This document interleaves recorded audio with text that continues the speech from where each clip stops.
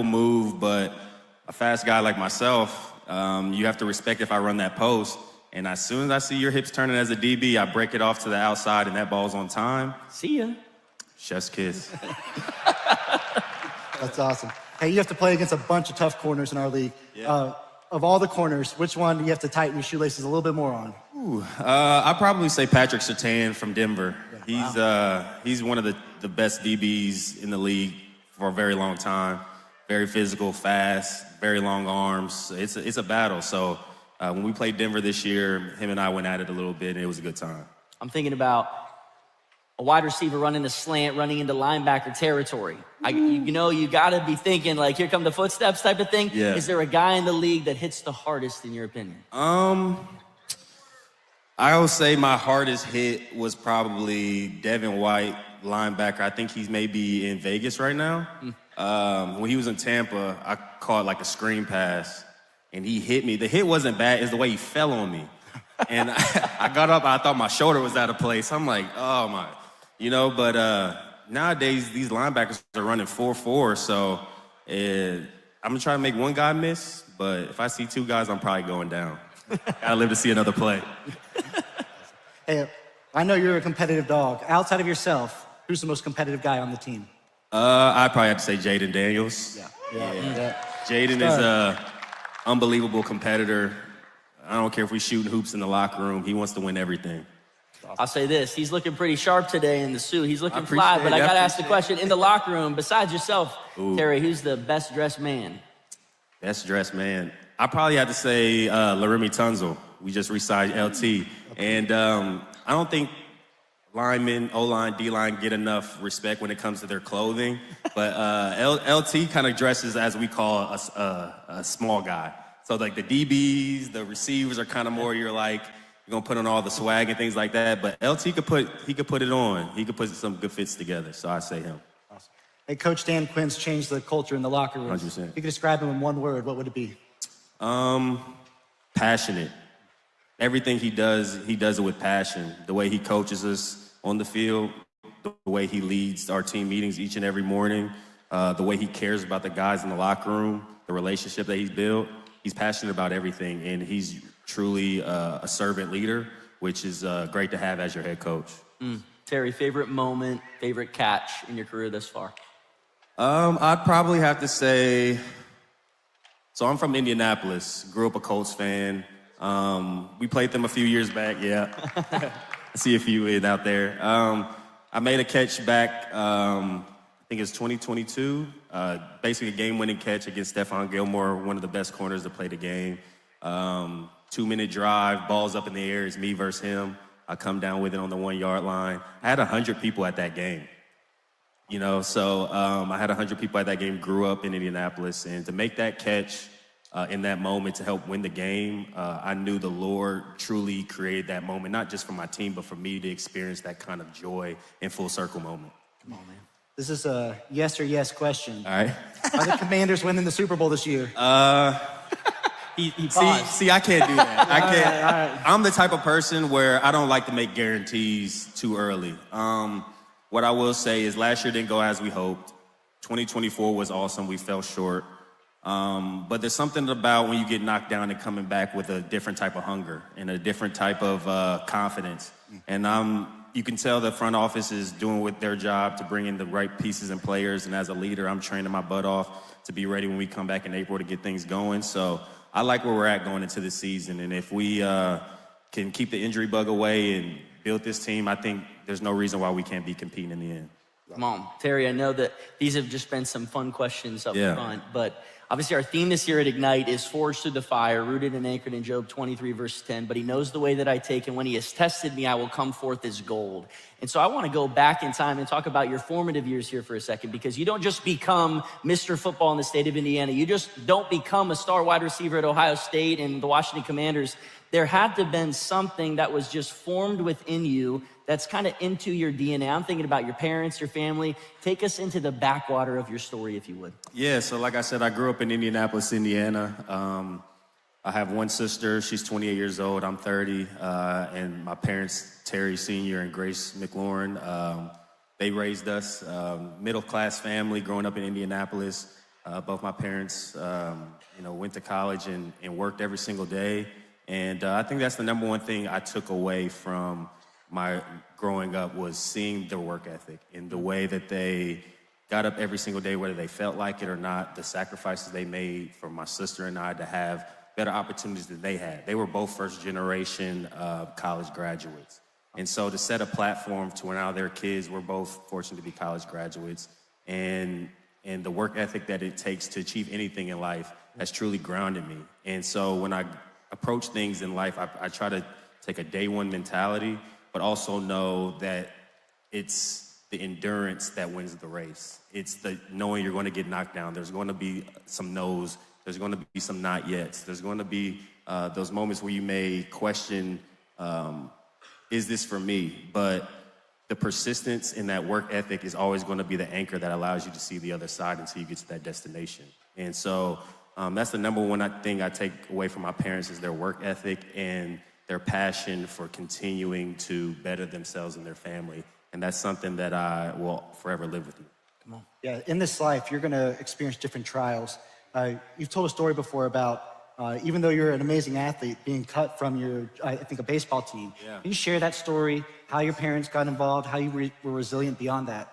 Yeah, that was my first, I would say, rejection in life that I experienced. I grew up playing football, baseball, basketball, played all three sports. But when I got to high school, first of all, I was like 5'4", 125 pounds. So for all you guys are out there, or maybe young men who are hearing me, just continue to be patient, eat your vegetables, and you have a chance to continue to grow. But yeah, I love baseball, and I tried out for the freshman baseball team, and I was the fastest guy on the team. I'm like, okay, I may not hit the best, but I can steal a few bases. You know what I mean? You can throw me out there, but so we were on the last practice, and I remember it like it was yesterday. It was me and another one of my friends. We get called into the coach's office separately, but he says, hey, Terry, the coach at the time, we don't think your bat speed and your mechanics are what we're looking for at this level. I think that it would be best if you maybe pivot and you're not going to make the team. And my heart dropped in that moment because that was the first time that I'd really been told no in sports. The Lord blessed me immensely with a lot of skills and talents. And so I was fortunate to be one of the better players on each team that I played on growing up. And so getting to a space where I was really excited to step into this new journey of high school baseball and to be told that you're cut from the team, not only the embarrassment that I felt, you're not making the team, everybody knows you're trying out, you're Terry McLaurin, how do you know what I mean? So I felt that a little identity hit at that time. And I remember coming home and my mom's laying on the bed and I'm go, well, she's excited to hear the news. I'm like, well, I just got cut from the baseball team and I think I'm down to my last strike. She's like, what do you mean by that? And I'm like, well, I kind of gave up basketball because I don't think any of us see any 5'4" guards in the NBA. So I had kind of given that up and lost the love for basketball. Football was still my number one sport, but baseball was essentially kind of being taken away from me. And I said, I'm down to my last strike, meaning football. And she said, well, it's your best sport. It's your best opportunity. And I'm going to be here for you, and I'm going to help you get through this. And what that moment taught me, a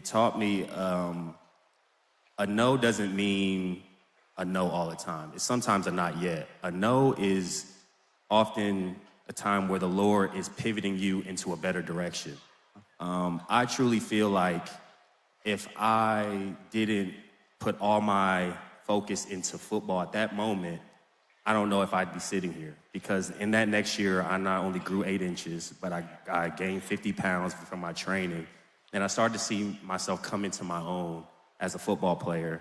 And being cut allowed me to experience for the first time not quote unquote being good enough. But it also taught me that my identity is not wrapped in being told no.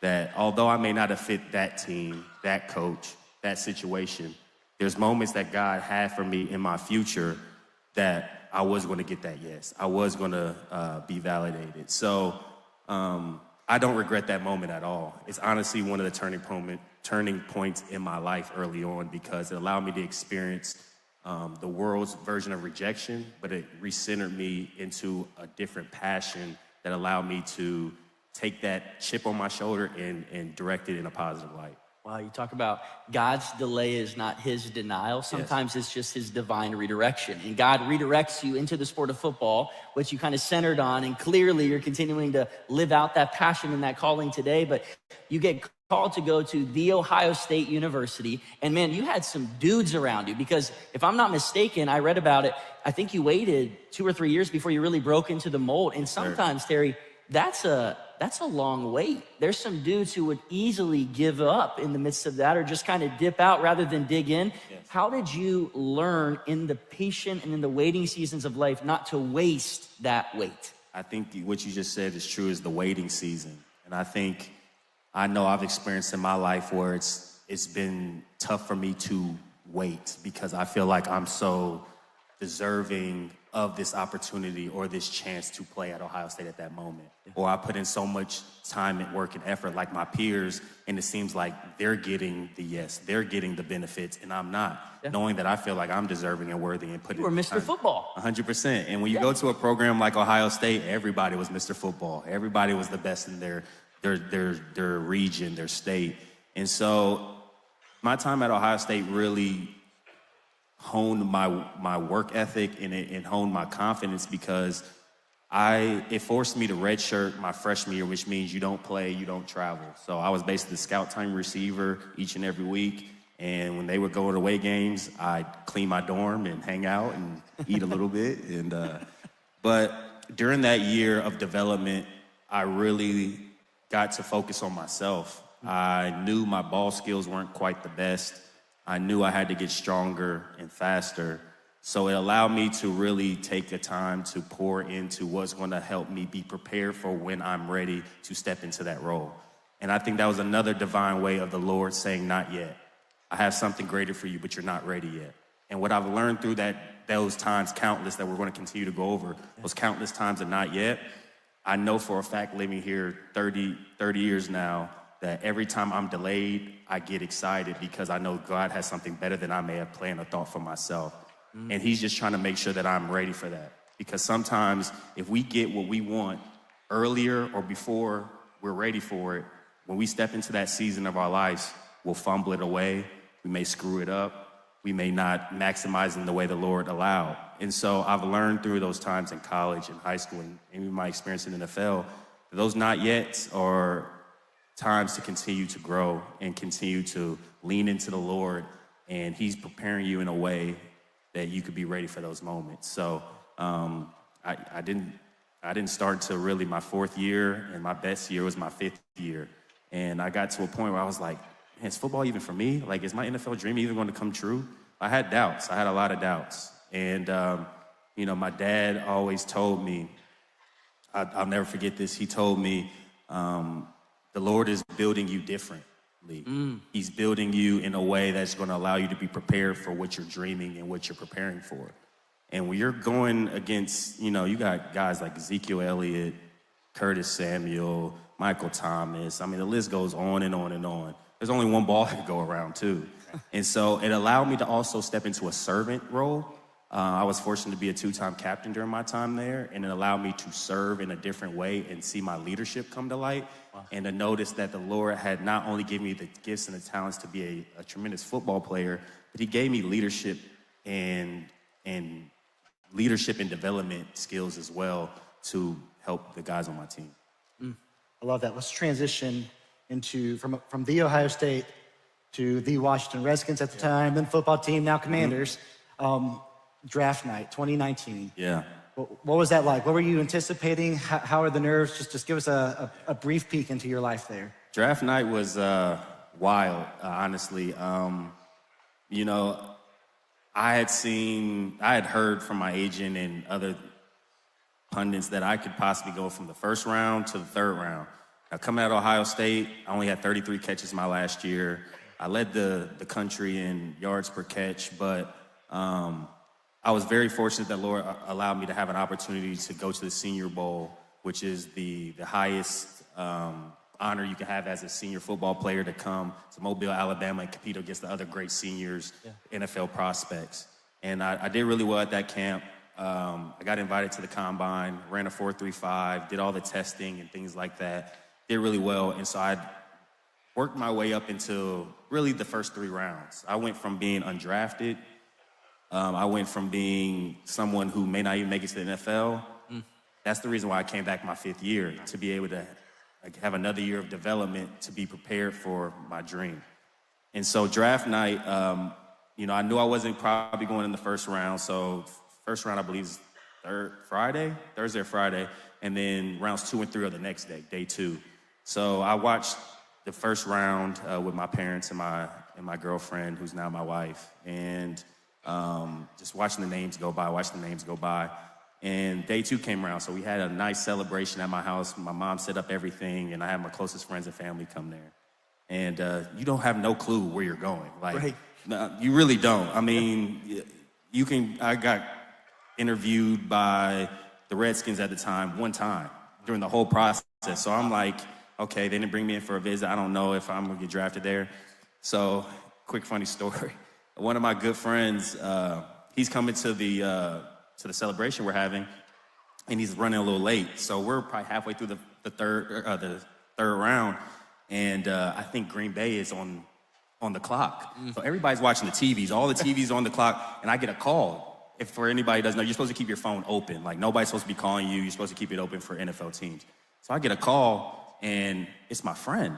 And I'm like, hey, bro, like, he's like, yeah, I'm parked down the street. Like, how do I get to your house? I'm like, bro, I got to keep this line open. The team's going to be calling me. So I go outside to take the call, right? So I come back in. Everybody's at my doorway like, are you a Packer? Are you a Packer? I'm like, nah, it was just Terrell May, my friend. And everybody's like, like, that's how intense it is. Every single call, waking moment is just like, but I get this call, 202 area code, so it's DC, and it's Jay Gruden. He was like, hey, we want to draft you with our 3rd round pick.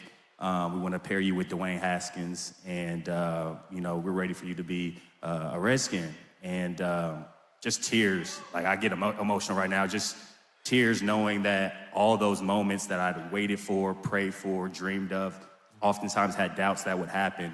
At that moment, when you hear your name called, nothing else matters, because you know your foot is in the door. And that's all I've ever asked for in my entire life, is an opportunity to compete, an opportunity to have my foot in the door. Because, again, my work ethic, the Lord has blessed me with a work ethic where I know I'm going to outwork most of the people I compete against. I just wanted the opportunity to be an NFL player. And try not to get too long-winded, but they drafted me to be a special teams player. Wow. I was the #1 special teams player coming out of the draft because of my ability to chase down on punt team and be a gunner. One ball could go around. I didn't really have a lot of stats. But I get there, and I'm running on special teams. And a week before the first game of the season, there's cuts. And a few of our receivers get cut. And I go to the special teams board looking to where my name is for practice. I don't see my name. I'm like, oh, I'm cut. Like, nothing's guaranteed in the league. Like, even as a 3rd round pick, you may get guaranteed 1 year. That's it. But you can still get cut if you're not performing. And I go to the coach. I'm like, yo, I'm not on the special team. I'm starting on every special team. Why am I not there? And he said, I need you to go talk to the head coach. So I talked to Jay Gruden. He was like, yeah, you're going to be the starting X receiver. Wow. Huh? Me? I just came from Ohio State, and I was probably the 4th receiver. Wow. You're telling me I'm coming to an NFL team where you guys drafted me to be a special teams guy only, and hopefully I could be a receiver. And you're telling me I'm about to be the starting receiver for an NFL team, and we play the Eagles in 2 weeks. Got it. It was unbelievable. But in that moment, that validation that I got from the Lord, it was everything for me, because I knew this was the moment he curated for me. All those not yets, all those no's, all those times in the moments I was working in the indoor where nobody was looking, catching hundreds of balls a day, running routes, time and time again, and seeing no reward in that moment. I think it reminds me of Galatians 6:9. Do not get tired of doing good, for in due season you will reap a harvest. I read that verse over my life constantly, because oftentimes we can get discouraged because the work that we're putting in, we're not seeing the fruits of that yet. But in that verse is truly depicted of what discipline and hard work consistently, no matter what your surroundings look like, there will be an opportunity for you to step in and be ready. Yes. And I think I carry that tremendously now because every moment that I walk into, I know I'm prepared for because I've been waiting and working for that moment. So I just had to share that background of how the draft night went. So Washington calls me, tears, everybody's happy. And it was the best day of my life because I truly was able to say that I was drafted to the NFL and my dream was coming true. I believe this about you, Terry, that it's our preparation in times of peace that's the greatest predictor of our behavior in times of war. That's what I shared last night. Preparation predicts performance, especially in the midst of our pain.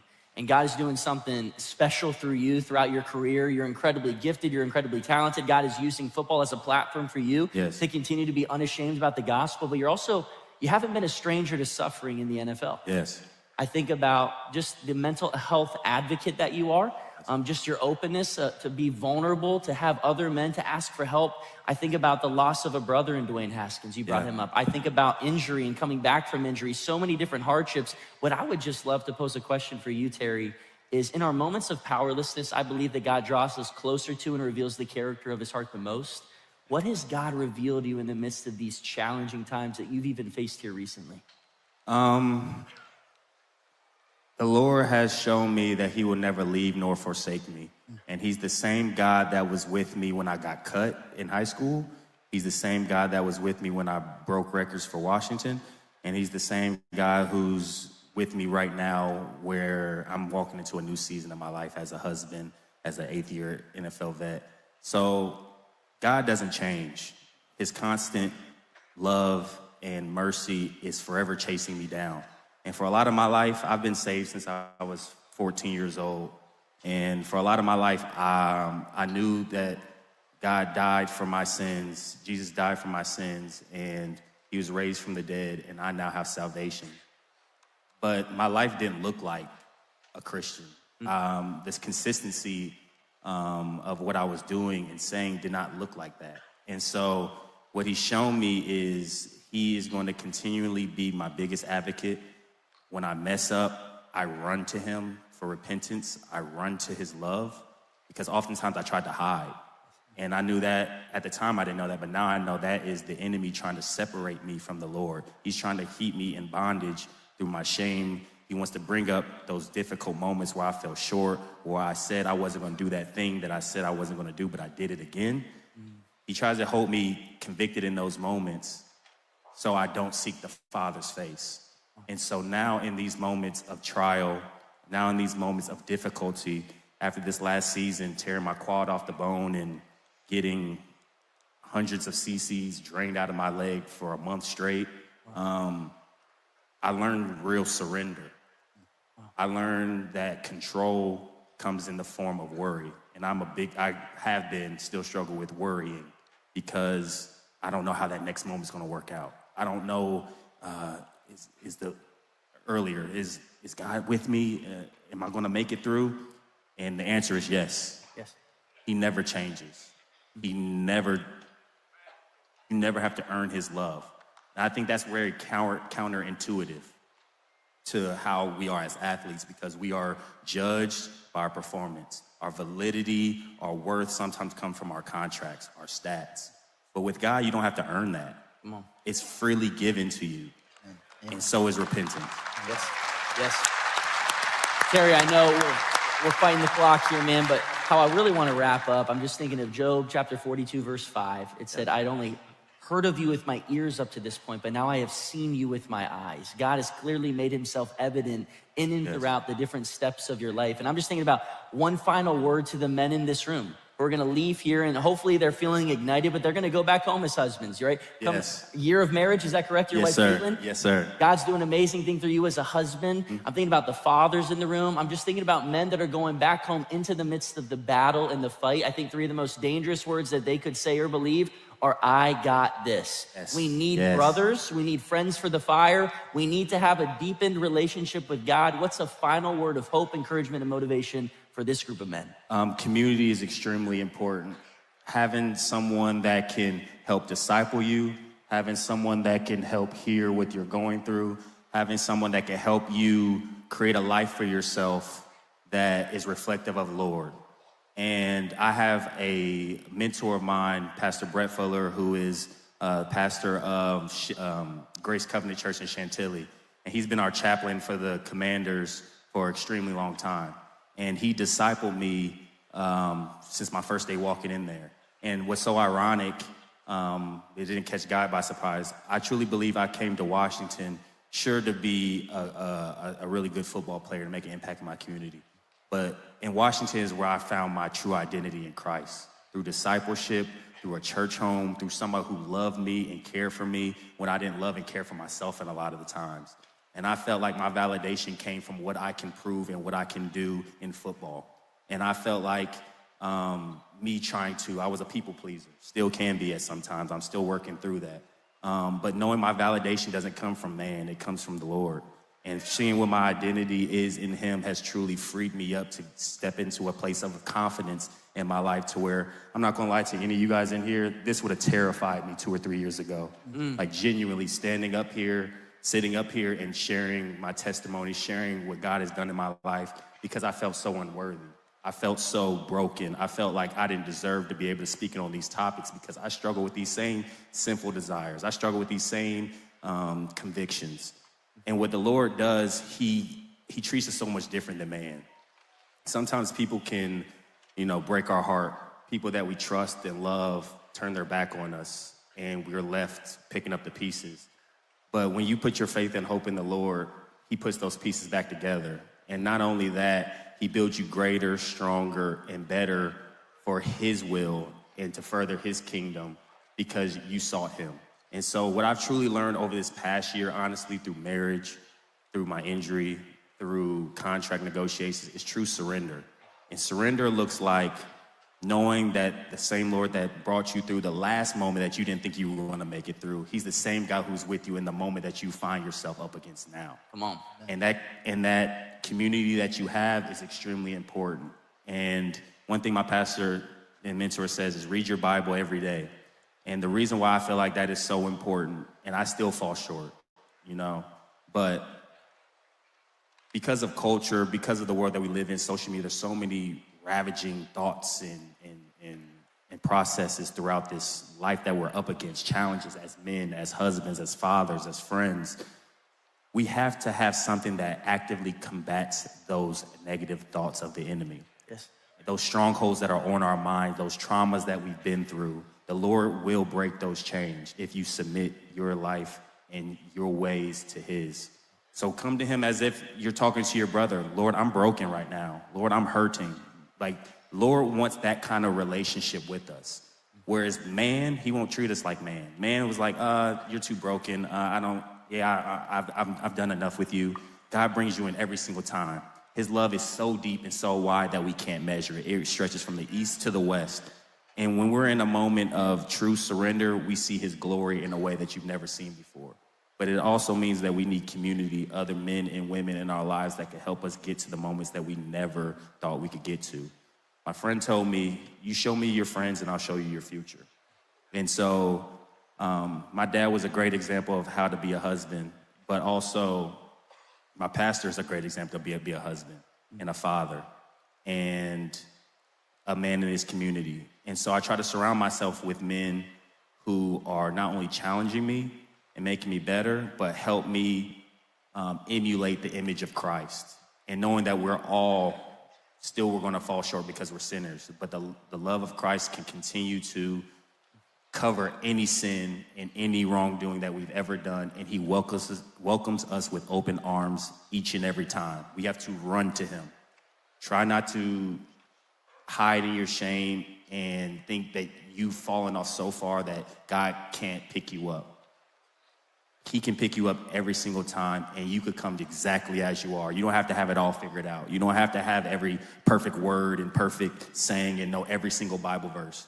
You have a love for Christ. You know that he died for you. You know that you're going to heaven, and you want a life that is better than a life that you could ever imagine. And he is there for you. So that's what I would say. Continue to be hopeful and confident, lean on other believers, and bring someone along with you. You don't have to know every Bible verse. You don't have to have the perfect words. Your testimony is enough. What you've been through in your life is enough. The story of what God has brought you through any trial and struggle is enough.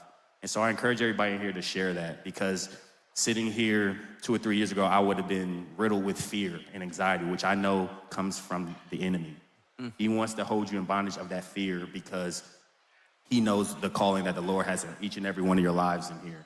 And his objective is to keep you separated from him, to keep you strapped in that bondage. So continue to seek his face, continue to know it's a journey, and truly pray for that endurance, because that's what we all truly need, is that endurance to be able to go through the struggles and the trial of this life, but know glory is on the other side, where these bodies that are just vessels will be long gone in the ground, and our spirits are the ones that are going to be living on praising him. So that's what I would say. Fantastic. Hosea chapter 2. Hosea 2 says this, that even in the valley of Achor, even in the valley of suffering, when we return to the Lord, a door of hope will be open wide unto us. What I hear from Scary Terry is return to the Lord and bring somebody with you. Terry, I just got to ask, do you have an arm? Because we got some footballs that we would like for you to throw. Yeah, I'm going to take this suit jacket off. Come on. Let's see it. On your feet.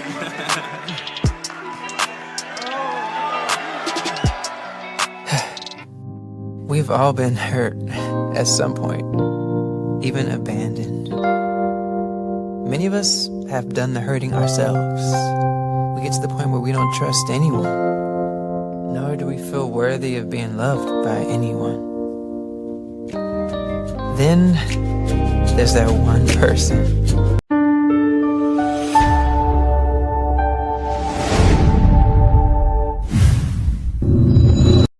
I love the spring. I love the summer. It's my favorite time of the year, and it's my favorite time to record on Pick TV Network. So we have some brand new equipment, and guess what? This little microphone that I have right here, I want you to test it with me right now. Let's see how far we can go with this microphone and still hear it. I'm stepping back. Can you still hear? I'm stepping back. Can you still hear? I'm stepping back. Can you still hear? Let's go. Let's go. Can you still hear? We're testing this microphone. Let's see how we can go. How far we can go with this microphone and still be heard. I'm still out. Can you guys still hear me loud and clear?